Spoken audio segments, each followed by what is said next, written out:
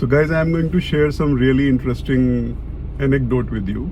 I was listening to this podcast from Tim Hereford, and I think the title was Wrong Tools Can Take Lives.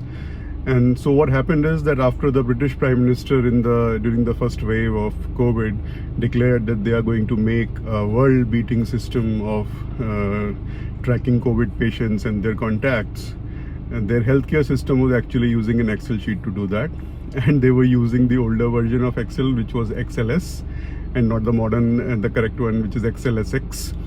So the result was that XLS had the limitation of 64,000 rows, and they kept on adding patients and their contacts one per row, and they didn't even come to know when it became more than 64,000.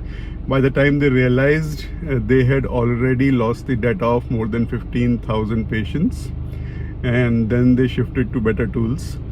So although what Tim Hereford says in his podcast is that the British government eventually denied it, they said it was only a delay of some data gathering, but it was also put up to Bill Gates, who said that, well, yes, I'm sorry, but it was an older version, the newer version does not have restrictions.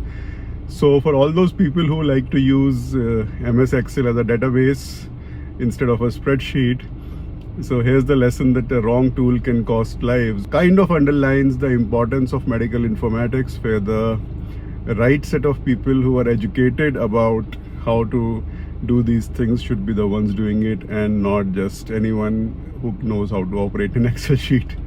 So yeah, give your comments, and thank you. Bye-bye.